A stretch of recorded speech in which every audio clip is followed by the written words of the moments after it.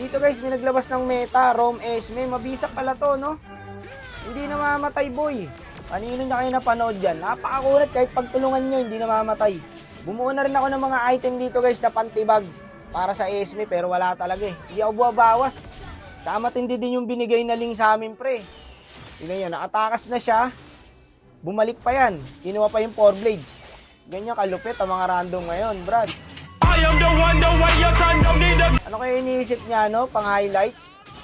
Babalikan ko to, boy. Pang my day na to eh. Pagbalik, patayin loko. Grabe tong Esme na to, guys. 6-1 na ako dyan, mataba na rin ako, pero wala talaga eh. Ang hirap tibagin. Kabaliktad na yung base niya, nandito na sa amin. Hindi na siya umuwi.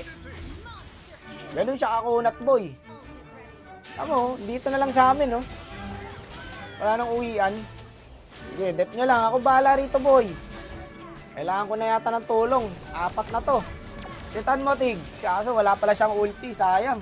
Nakalatag yung ulti ng Ixia. Hindi studying ng link namin. 1-8. Kakabuhay lang. Patay na naman. Walang ya.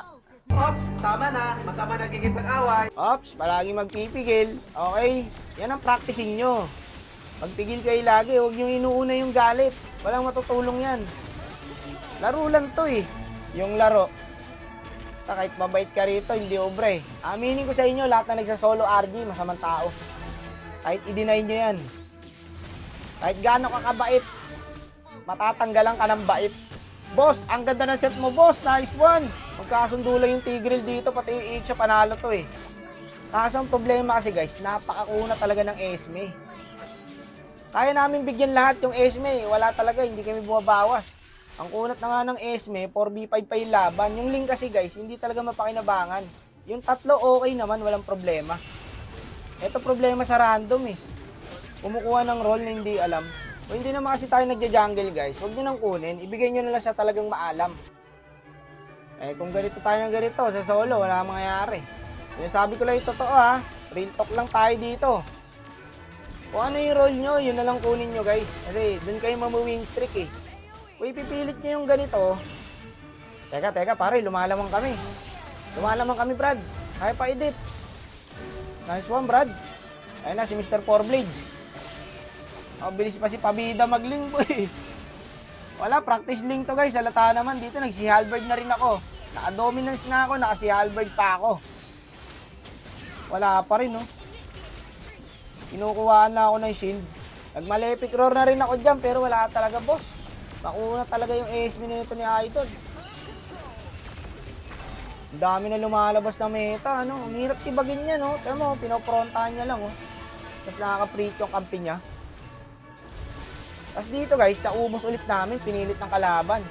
Bala ko sana dito mag-pure damage, guys. Kaso manlalambot ako sa, sa Moskov. Ano na lang siguro, immortality na lang. Gagi na dip ulit. Ano, ubos ulit yung kalaban, boy. Nice one. Kaya. Endable. Endable to. Pagka ganito. Sabi ko, mid. Nangunguto pa yung kalaban, no? Endable link daw. Kaya mo yan. Wag, Brad. Tanga ka pa naman. Dito na lang tayo. Mag-load na lang tayo. Bilisan nyo, Brad. Papunta na yung mga yan. Ayun na nga. Wala na. Do or die na to, Brad. Try na nating i-contest to. Nandito na rin tayo, eh. Try nating kunin kasi malupit naman tayo, eh. Hari tayo ng mga dark system eh. Ayun, nakuha ko yung Lord Pre, oh. Ang kaso, boy, ang iniisip ko dito, habulin ako ng Esme, tapos Cyclops, kaya pinalag ko na lang.